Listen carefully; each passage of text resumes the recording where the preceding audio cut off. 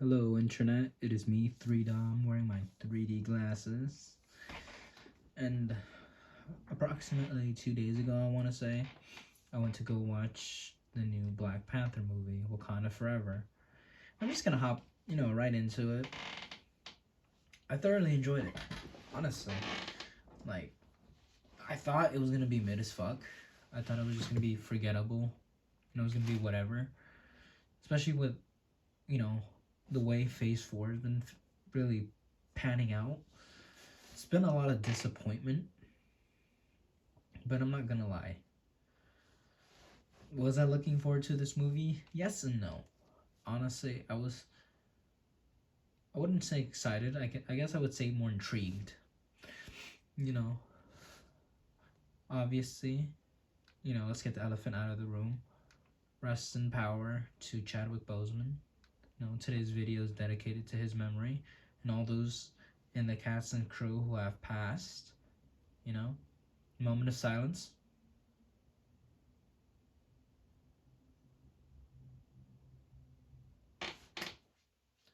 Okay, now that that's out of the way, honestly, I feel like this movie really did respectfully tribute his memory. Like, they didn't do anything disrespectful, like fucking Star Wars with the CGI, fucking. Well, I don't know. I feel like digitally recreating, you know, even as a Fast and the Furious fan, I'll say this. This is probably controversial because those are my favorite movies of all time. Dom, obviously, Dom. Those are my favorite movies of all time, but I think it's in very poor taste to recreate the dead. So I'm glad they didn't do that this movie. I was really I was waiting to see a train wreck. I was waiting to see how they were gonna kill him off, but they did it respectfully. He just died of a vague illness at the beginning of the movie, and it immediately jumps in with Shuri. The movie obviously centered around Shuri. People want to talk shit about all these conspiracy theories and leaks of the Marvel products, but a lot of them are actually sound because, months before this movie came out, like at the beginning of the year, we knew it was going to be centered around Shuri and she was going to be the new Black Panther. So, yeah, there's no surprise there, you know. Yeah, I mean, this isn't even spoilers, it's in the fucking trailer for the movie. When I was buying tickets, the trailer was literally just Shuri suited up. So, anyways, yeah, the beginning of the movie just shows Shuri frantically trying to like find a cure for, you know, King T'Challa's illness, but she wasn't able to, and he passes. And then there's a funeral, but this I'm not gonna break down the plot too much. I don't want to spoil this because honestly, like, I know I spoiled Spider-Man or whatever. I know there's like a giant rule to like not spoil the movies. I don't really care, but like this movie, I really enjoyed it, so I'm not gonna spoil it. Like, I enjoyed it that much. I'm not gonna say it's like the best movie Marvel ever made or the best movie ever, but like it definitely exceeded my expectations. I'll say that much. Like, this movie surprised me. I liked it a lot. 100%. It has to go to Leticia Wright though. Shuri, the actress for Shuri, she just fuck, man. That is such a great character. Like, she was just a background character. Like, she was I think she's the smartest person in universe maybe. I don't know how the whole Reed Richards situation is working out right now, but I think in universe she's smart. She was smarter than Stark, who is now passed anyways. Who was smarter than Bruce. So I think she's one of the smartest people on the planet. But besides that, I feel like they didn't give her character a lot of depth. Depth. She was just kind of there to be a sidekick to Black Panther. But now that they truly explored her character, she's such an interesting character. That's the thing I loved about this movie. How layered and full of life, like, these characters were. You can, like, especially Shuri. I'm not gonna lie. She is a character I heavily empathize with. You know what I mean? Like, she, even though she's very stoic and she's very withdrawn, like, you can tell how the pressure gets to her. You can tell how she just I feel like the actress just has such a natural fucking great way of expressing the character's pain while remaining still. I just can't explain it. I can't put it into words right now. Or I can wrap my head around it, but I just can't find the words to perfectly express how much I feel like the acting was just so greatly done. Honestly, I feel like wow. I'm so glad they put Shuri in the spotlight. I'm so glad she's a new Black Panther. You know, it's very unfortunate what happened. You know, it just came out of nowhere, but like, holy shit! Now that they gave spotlight, holy shit!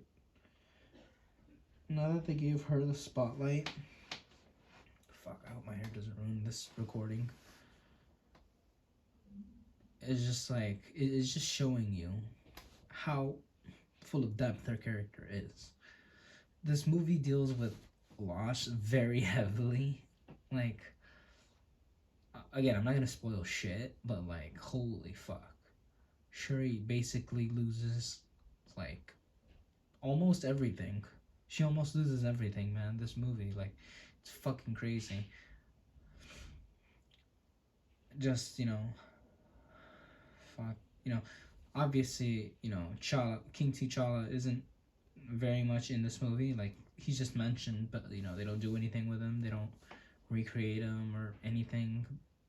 Like, towards the end, they, like, do little clips to remember him, but, like, he's not really a character in this movie. But yeah, I just feel like every character, like, it just showed how they were dealing with the loss, and just it really explored everyone's emotions and how loss can affect people, and it really went into, like, it went into pain. It delved into pain, into loss, and I feel like the story was, I mean, I guess I wouldn't say like the plot itself was the best written plot.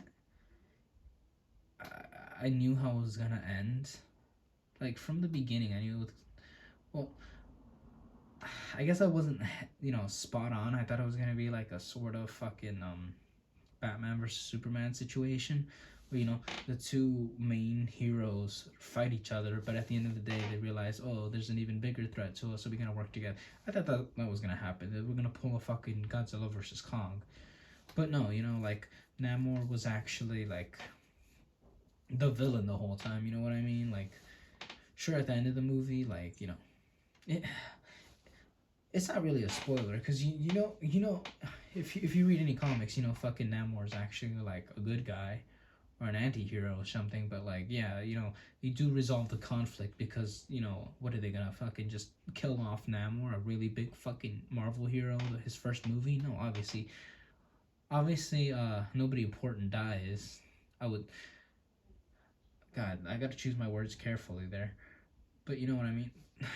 No, no important heroes die, is what I'll say. I'm not gonna spoil anything. I'm not gonna spoil, but I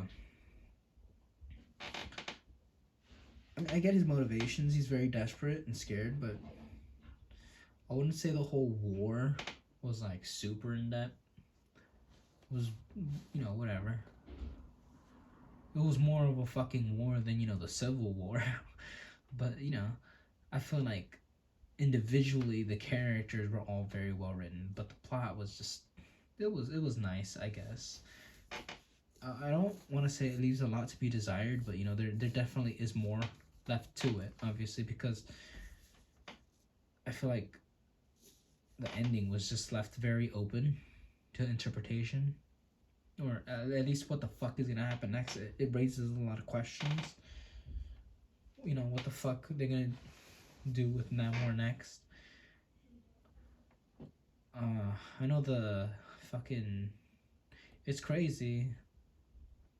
I think Thunderbolt's gonna be involved, because La Fontaine was in the movie like a lot. Like, lately she's been doing cameos, but she was really in this movie. Like, it explored her relationship with, I don't fucking know Martin Starr's character's name, but it was pretty funny. You know what I mean? I did miss an important part. Like, there was a scene where they were both talking, but I went to the bathroom because I just couldn't hold it in anymore. But like, I know there's like a future for the Thunderbolts, so I'm excited to see what happens there. But I guess the only character I would complain about, and I guess everyone saw this coming, is Ironheart. I don't know. It was so blatantly obvious that Ironheart was just made to fucking sell toys. Like just with how animated and goofy her character design looked. Like, I mean, I don't want to say she was just shoved into the movie, because she was a very key element to the movie, but like her character was a lot like fucking America from Mom. You know what I mean? Like, it's a key character, but they don't really fucking do a lot. They're just kind of like need to be escorted until the very fucking end of the movie, where they finally make themselves useful. But it's not like they even like defeat the big bad guy and earn their stripes. It's just like, no, they're there, they're in the battle, but like they're more of a side.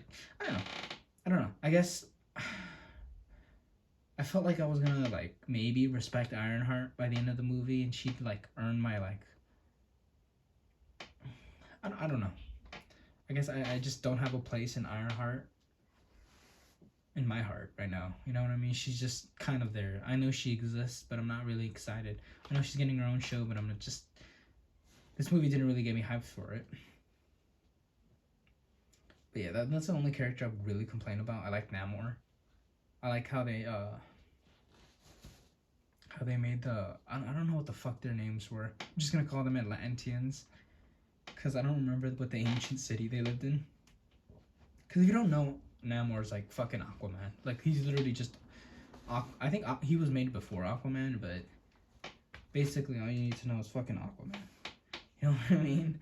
So the fucking Atlanteans, like, it ends up that they have fucking vibranium. That Wakanda isn't the only place on Earth to find vibranium, so they try to fucking mine the vibranium out of the ocean, but the Atlanteans were like, oh dude, like, if somebody's gonna try and take our shit, we're gonna wage war in the world, so Wakanda better join us, or we're gonna destroy the world. And that's basically the movie.